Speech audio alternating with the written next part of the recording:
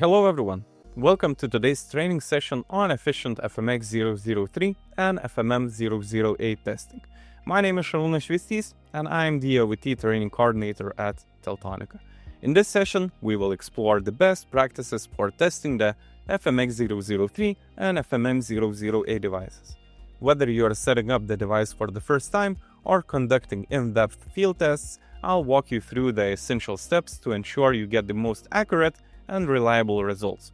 By the end of the training, you will have a clear, structured approach to testing these devices efficiently, allowing you to troubleshoot issues faster and optimize performance in real-world applications. So, let's get started and let's check today's agenda. So, we will cover the key aspects of FMx003 testing, starting with an overview of FMx00 devices, supported vehicles, and available data. We will review accessory portfolio, explore main use cases, and we will go through a step-by-step first start guide to prepare for testing. Then we will dive into device activation, OBD OEM data configuration, and best practices for successful field testing. Finally, we will discuss technical support options and share useful information to ensure smooth implementation. So let's start with the FMx003 series device, a plug-and-play tracker designed for seamless OBD OEM data reading with a Cat1 and Cat-M1 with a 2G fallback support for uninterrupted connectivity. These devices provide effortless installation, allowing for quick and efficient deployment while delivering essential real odometer readings, fuel levels, and battery status. The global supported vehicle list is available online, making it easy to check compatibility of your fleet. And with support for standard OBD protocols and over 30 available parameters, FMx003 ensures accurate data retrieval for fleet optimization and predictive maintenance. The device is compatible with internal combustion, hybrid, plug-in hybrid, and electric vehicles, ensuring broad application across light vehicle fleets. Additionally, we have a dedicated firmware which extends its capabilities to heavy vehicles, allowing for comprehensive monitoring of trucks and buses, so it further enhances its versatility in commercial fleet management. Now, let's move to the FMM00A device, our advanced plug-and-play OBD2 tracker designed specifically for North America. This device features 4G Cat-M1 connectivity, ensuring nationwide LTE band support for US carriers, making it a reliable choice for fleet operators across the region. A key advantage of FMM00A device is its ability to support trucks with J1939 protocol, making it compliant with electronic logging device, or in short ELD, regulations. It is also fully integrated with major software platforms and API service providers, ensuring seamless connectivity and data exchange. And additionally, it holds certification from US authorities, guaranteeing compliance with industry standards. So this combination of broad connectivity, compliance, and seamless software integration makes an FMM00A device a strong solution for trucking, logistics, and fleet management in North America. Our tracking solutions support a wide range of vehicles and data protocols, ensuring compatibility with various fleet types. In total, we support more than 1,350 vehicle models, including more than 130 electric vehicles and over 400 USA brand vehicles from manufacturers like Chrysler, Cadillac, Ford, Chevrolet, Jeep, Lincoln, GMC, or Ram. And we offer extensive data reading capabilities through multiple protocols. These are OBD2 for standard vehicle diagnostics, OBD OEM for enhanced manufacturer-specific data, EV OEM for electric vehicle parameters, and FMS, Fleet Management System, for advanced fleet monitoring. So this comprehensive support ensures that fleets of all sizes, whether internal combustion engines, hybrid vehicles, or EV-based vehicles, can access crucial telematics data to enhance efficiency, maintenance planning, and overall performance. So next, we will explore the accessories of OBD devices. So with FMx003 and FMM0A devices, having the right accessories can significantly enhance efficiency and reliability. One such essential accessory is the OBD2 and OEM data reading extension cable, designed to streamline data retrieval while ensuring a seamless installation experience. By enabling the discrete and heading placement, it minimizes visibility, making it ideal for long-term telematics deployments, and the cable also reduces wear and tear on vehicle parts, preserving their longevity. Additionally, it enhances data collection capabilities, ensuring stable and accurate readings for improved diagnostics and operational efficiency. So this makes it a practical solution for clients looking to optimize their fleet performance and reliability while maintaining a professional and secure installation. Then we have OBD2Y splitter cable. It is a practical solution for clients who need to maintain access to the vehicle OBD2 port while using a telematics device. So this accessory allows simultaneous data collection and diagnostics, ensuring that the vehicle maintenance and tracking can occur without any interruptions. So its discrete installation capability helps to conceal the device for enhanced security, while its versatile use cases make it suitable for various fleet and individual vehicle applications. Additionally, the cable supports advanced diagnostics, allowing service technicians to perform maintenance checks without disconnecting the tracker. So this ensures a seamless and efficient telematics setup without compromising diagnostic accessibility. Then we have the OBD2 to FMS adapter. So it is a valuable accessory for integrating telematics solutions into a heavy-duty vehicles that support the FMS or fleet management system with a 24-volt system. This adapter allows seamless connectivity between OBD2-based tracking devices and FMS data, ensuring real-time access to crucial vehicle insights such as fuel consumption, engine status, driver behavior, and so on. So by enabling simplified integration, it reduces the complexity of installation while providing a cost-effective solution for fleet operators looking to enhance their vehicle monitoring capabilities. This adapter is particularly useful for fleet managers who require advanced diagnostics and operational insights without additional hardware modifications, making it an efficient tool for optimizing heavy vehicle performance and maintenance planning. Then we have the 9-pin adapter for ELD and J1939 data. So it is designed to enable FMM0A trackers to connect seamlessly with trucks in North America, supporting essential compliance and fleet management needs. This adapter provides compatibility with J1939 and J1708 protocols, ensuring that telematics devices can collect and process vital vehicle data such as engine diagnostics, fuel usage, and driver behavior. Additionally, it supports ELD, or electronic logging device compliance, making it an essential tool for fleets that need to meet regulatory requirements. With flexible mounting options and regulatory support, this adapter ensures a reliable and hassle-free integration, allowing fleet operators to enhance tracking and diagnostics.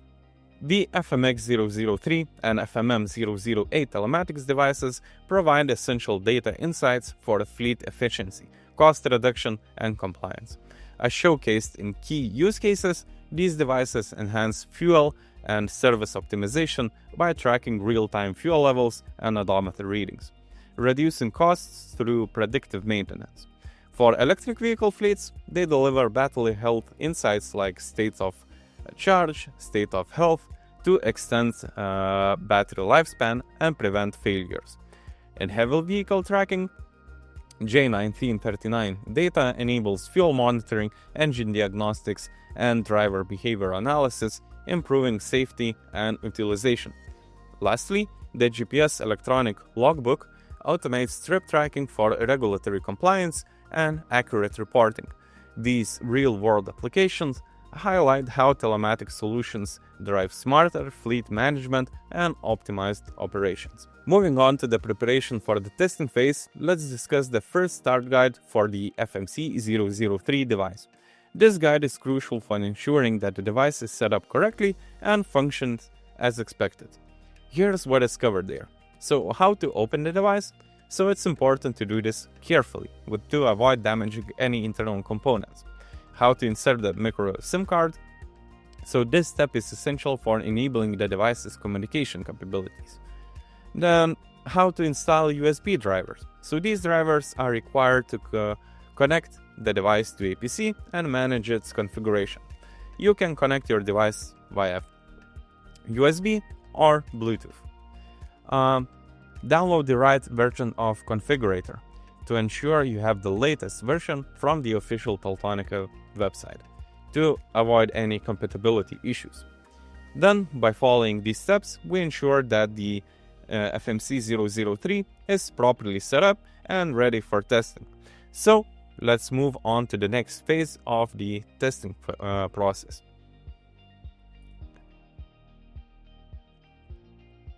After completing the initial setup from the first start guide, the next step is preparing the device for configuration. Before configuring the device, ensure a smooth setup by following 3 key steps.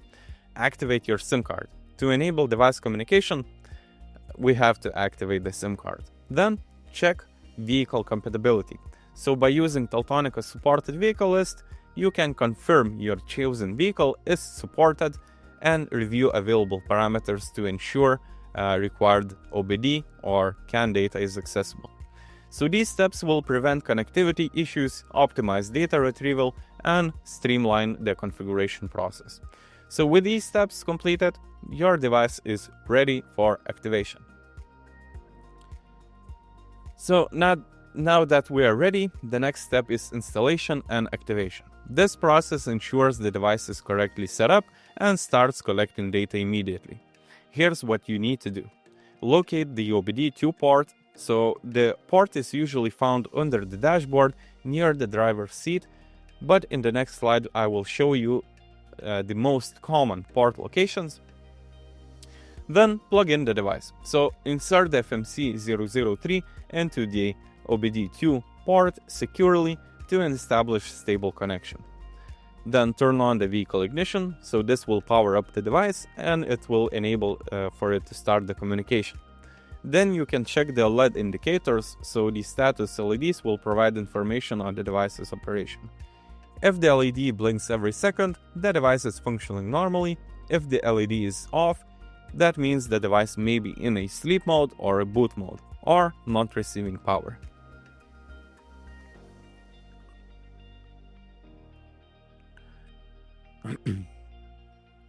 Now I've mentioned that I will show you the exact locations or possible locations of OBD ports. That will depend entirely on your vehicle model. But the most common ones are marked here. So under the dashboard, beneath the steering column, so positions from 1 to 3. And those are the most frequent locations for OBD2 ports. So they allow for easy access while keeping the device discreet.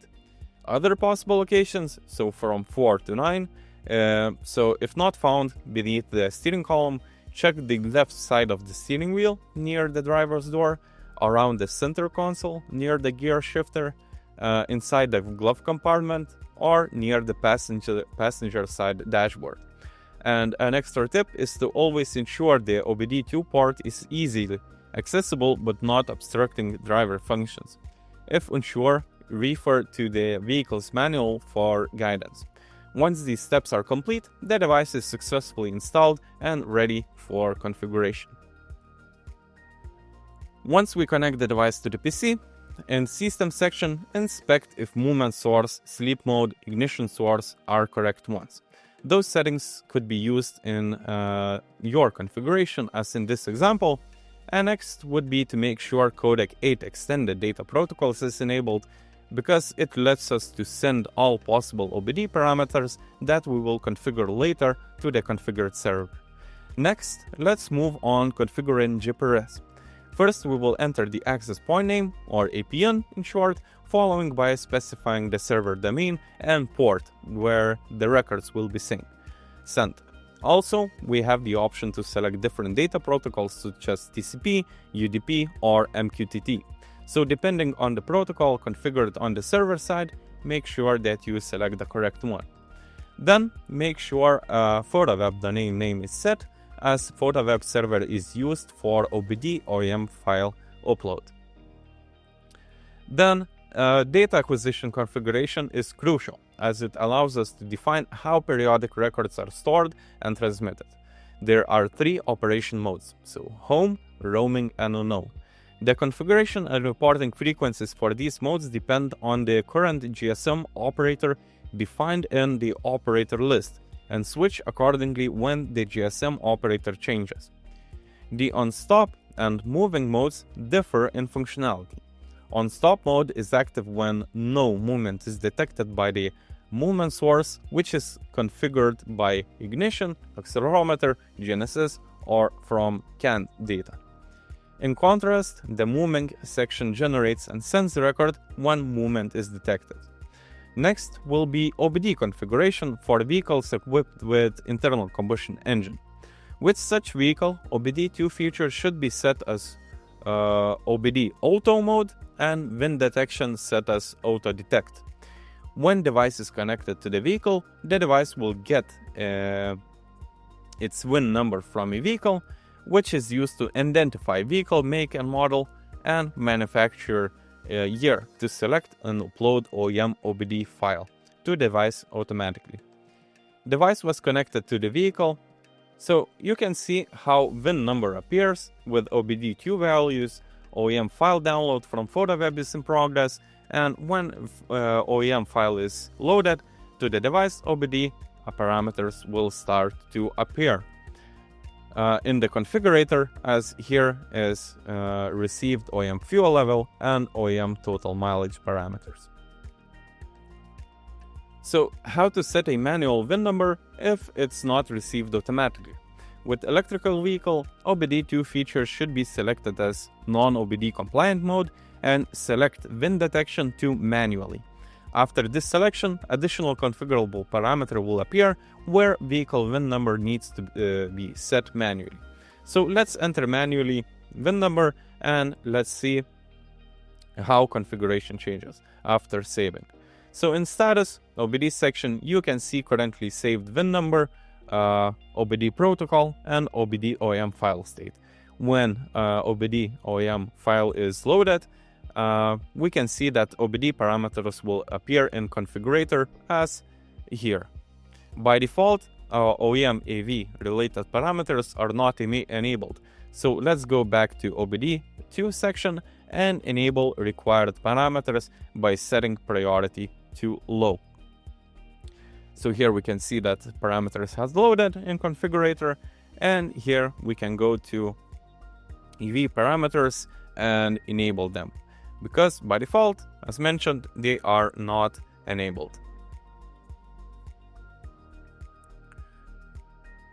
After successfully activating and configuring the FMC003 device, the next crucial step is to conduct comprehensive field tests to ensure it functions correctly in real-world conditions. Here are the key recommendations for effective field testing. So drive for an extended period. To collect accurate and reliable data, drive for at least 2-3 hours. This ensures the device captures a broad range of operational conditions and helps to identify any potential issues. Then test in different locations and landscapes. Conduct tests in various environments, including city, streets, rural areas, and places with tall buildings. This helps to evaluate GPS signal reception and overall device performance in different scenarios. Then vary the driving behavior. Simulate different driving patterns, including slow and fast driving, acceleration, braking, and sharp turns. This verifies that the device accurately detects and records vehicle movements under various conditions. So these field tests are essential to validate the FMC003's performance and ensures it provides reliable data before full deployment. Once testing is complete, any necessary adjustments can be made to optimize accuracy and functionality. So now let's move on to analyzing the collected data. So once field tests are completed, the next step is to review and analyze the collected data to ensure the FMC003 device is functioning as expected. Here's what to focus on. Check the platform. So log in to the tracking platform where the trip data has been uploaded. So this will provide detailed GPS data showing the exact routes taken during the test drives. Review GPS data accuracy. So examine the recorded routes for any anomalies such as incorrect positioning or missing data points. This helps to verify that the device is capturing location data correctly across different driving environments. The map on the slide shows an example of a field test route which clearly marked the path. So your platform should display similar detailed and accurate route for your own test drives. By thoroughly reviewing these results, you can identify any potential issues early and make necessary adjustments before full deployment. So this step is crucial for ensuring device reliability and accuracy in real-world applications. So now let's move on to the final verification steps. So let's finalize the field tests results by checking the configured OBD OEM data that was collected during the test drives. So here's what to check. Check the platform again. So after completing the test drives, log again into the platform where you configured OBD OEM data and check if that data provided is detailed with the insights into the vehicle's performance and operational status. So check if you are receiving fuel level, mileage, engine RPM, engine temperature, CAN speed, and review your configured OEM data.